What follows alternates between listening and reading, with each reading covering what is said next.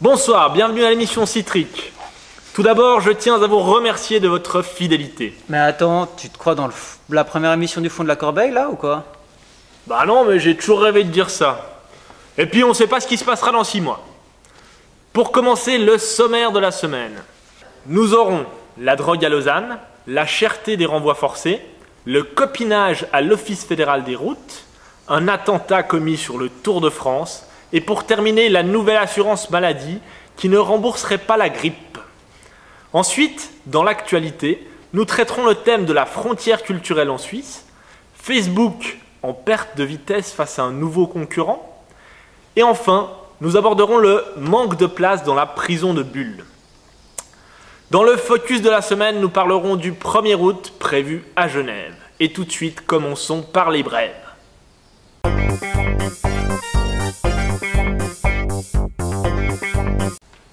Plus de drogue à Lausanne. Le préfet de Lausanne, Daniel Brella, a promis de se débarrasser de la drogue dans sa ville. On n'y avait même pas pensé. Manque plus qu'il propose de mettre fin au chômage, de soigner les maladies incurables, d'imposer la paix dans le monde et de contrer le réchauffement climatique. Et il pourra sûrement se faire élire Mister Suisse romand de 2013. Les renvois forcés coûtent cher.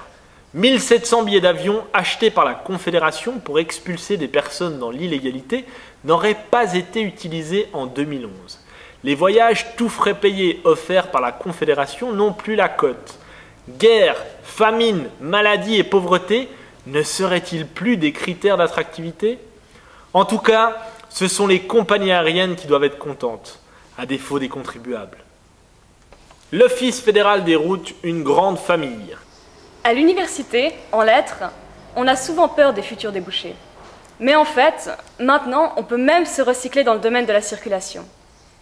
Effectivement, le nouveau directeur de l'Office fédéral des routes, Rudolf Dieterle, a catalysé l'ascension de son propre beau-fils. Jusque-là, rien que du banal. Mais son beau-fils était en linguistique.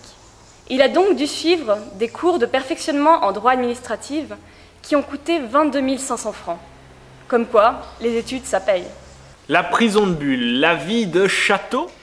Il n'y aurait plus de place à la prison de Bulle. À court de solutions, l'État envisage de rouvrir le château. Ne vous en faites pas, il projette de n'ouvrir que les oubliettes. De quoi décourager certains détenus récalcitrants qui auraient oublié d'où ils viennent. Et puis c'est sans doute bien plus traumatisant si on sait que dans ces mêmes cellules, les précédents locataires étaient exécutés sans plus de cérémonie. Pourquoi ne pas maquiller le tout en tour de l'horreur? Ça aidera à faire baisser la criminalité et à ramener de l'argent à la commune. Tous à poil, au pain et à l'eau, direction les oubliettes. À l'américaine, quoi. Un attentat a eu lieu au Tour de France. Au cours du Tour de France, après le passage des échappés, des petits malins ont jeté des clous de tapissier sur la route. On peut dire qu'il ne manquait vraiment pas d'air, contrairement aux pneus des cyclistes. Tout de suite, la suite de l'actualité.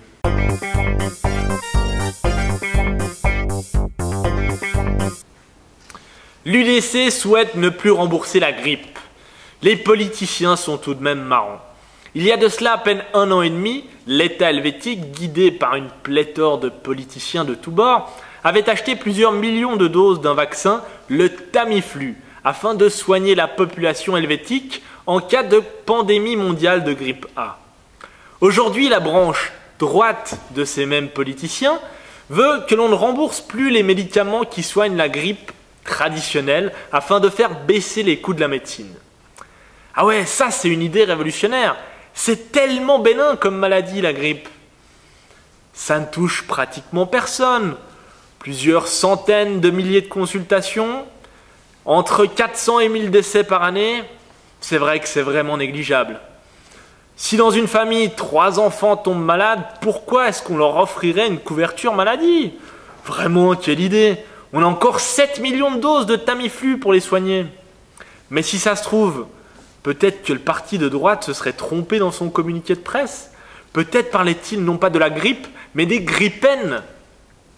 Ce n'est pas Welly Morer qui voulait à tout prix acheter ces avions? C'est vrai que si l'UDC ne veut pas qu'on paye pour ces avions, les grippens, nous limite, ça nous va. Qu'il les paye de sa poche, ces maudits avions qui nous rendent malades. Tout de suite, un petit mot de Röstigraben. Vous ne l'aurez pas manqué, ces dernières semaines, que dis-je, ces derniers mois, mais enfin, depuis des siècles, les romans s'en prennent plein la figure. Si on en croit le paysage médiatique, il ne fait pas bon être roman. Récemment, dans les médias et à grands coups de statistiques, oui, encore elles, on nous a lancé à nous, pauvres romans, qu'on avait de moins bons résultats à la maturité que les alémaniques. Ah, ils sont bêtes, ces romans! On nous a affirmé qu'on buvait plus d'alcool que les alémaniques. Ces chaïs romans, c'est tous des alcooliques! On nous rabâche aussi souvent que les romans sont moins bons à la conduite automobile que nos amis Bourbines. Ces romans, ils savent pas conduire la voiture, danger public! Et c'est pas tout, hein. Si on est un homme roman, il faut multiplier toutes ces connotations négatives par 2. Oui, l'homme roman est 2 fois plus bête, boit 2 fois plus et conduit 2 fois plus mal qu'une femme romande. Si, c'est vrai. Alors imaginez que vous combiniez les 3. C'est comme ça qu'on nous dépeint dans les médias. On en avait déjà pris pour notre grade, et voilà que maintenant la Tribune de Genève, eux aussi, et à grand renfort de clichés et stéréotypes, tous aussi vaseux les uns que les autres, la Tribune nous dit cette semaine qu'on est de moins bons écologistes que les alémaniques. Tout ça parce que Genève est le seul canton qui refuse encore la mal-aimée taxe poubelle. Mais bon, là, c'est le pompon. Notre soi-disant culture latine, notre sang chaud refuserait l'imposition par le haut qu'on nous sort. Et en plus, on serait plus indiscipliné que les Suisses alémaniques.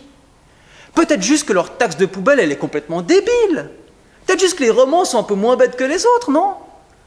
Nous, on sait les trier, nos déchets. Marre des critiques contre les romans, moi je dis. Bouh, qu'elle est moche, la frontière culturelle. Mais vous savez, on me répondra sûrement. Oui, c'est beaucoup plus moche du côté roman. Triste Suisse. Facebook passé de mode?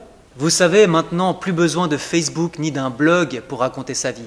Votre entreprise le fait à votre place. C'est le concept de Money House. C'est un site internet très sympa. On peut s'informer sur une société, un truc génial, qui nous permet de connaître notre futur lieu de travail. Mais ce n'est pas tout. Ce site est tellement pratique que l'on peut aussi apprendre à connaître ses futurs collègues. Effectivement, les entreprises fichent leurs employés et nous pouvons retrouver ces fiches sur ce site.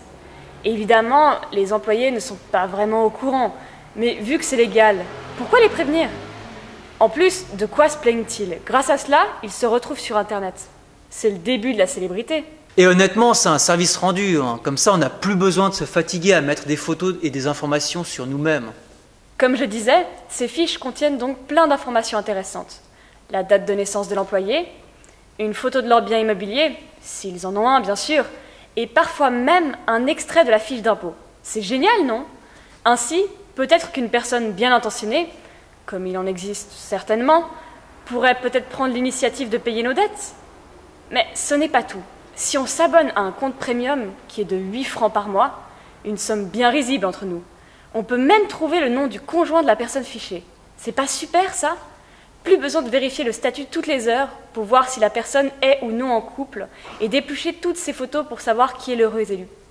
En plus, ce système est totalement légal, à défaut d'être moral. Du moment que les informations publiées sont correctes, il n'y a pas de problème. Bon, bien sûr, il peut y avoir quelques tout petits désavantages. Si on a un mauvais payeur, par exemple, ça se voit tout de suite sur notre fiche. Ce qui, bien sûr, risque de compliquer passablement notre recherche de logement, par exemple. Au moins, on peut s'assurer que nos collègues ne soient pas des terroristes ou des pervers sexuels. C'est vrai qu'Internet n'a que des avantages. Vous l'avez vu, Facebook s'est totalement dépassé. À suivre, le focus de la semaine.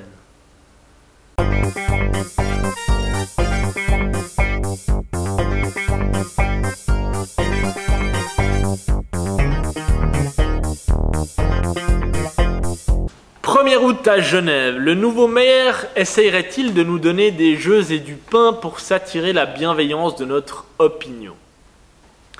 Le maire de Genève, Rémi Pagani, aurait décidé d'organiser un combat de rennes sur la plaine de Plainpalais pour célébrer la fête nationale. Quelle bonne idée! Le nouvel empereur de Genève aurait-il envie de s'attirer la bienveillance de l'opinion populaire à son égard en appliquant la célèbre phrase de Jules César, bien sûr, Panem et circenses, qui se traduit pour la plèbe, pains et jeux du cirque. L'homme de la gauche genevoise souhaiterait-il que l'on s'intéresse plus à un combat de vaches qu'aux dossiers épineux de la politique de la ville? Essayerait-il de nous faire passer la pilule pendant les vacances? Le combat n'est en tout cas pas du goût de la Ligue suisse contre la vivisection, qui, par la voie du droit, souhaite gâcher la fête de Rémi. Pour rappel, la législation suisse comprend un article de loi qui stipule que l'on ne peut organiser de combats entre animaux au cours desquels ceux-ci sont mis à mort ou maltraités. Ah, on me dit dans l'oreillette qu'on ne tue pas de vaches dans les combats de rennes. Alors, on peut se demander maintenant si la Ligue suisse contre la vivisection ne confondrait pas combat de rennes et corrida. C'est une possibilité qu'il ne faut pas écarter, mais de mon point de vue, ils n'ont simplement jamais vu de rennes se battre. Ça paraît normal d'un côté. La Ligue suisse contre la vivisection est basée à Genève. Et au niveau du folklore national, à part les fêtes de Genève et l'escalade, le canton du bout du lac est bien pauvre.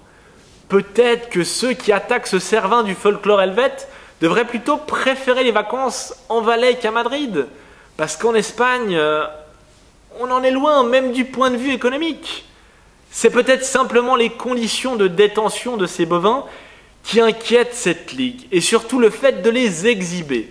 Mais il faudrait peut-être rappeler à ces braves protecteurs des animaux que le cirque Knie se parque chaque année au même endroit sans que personne n'en tienne rigueur.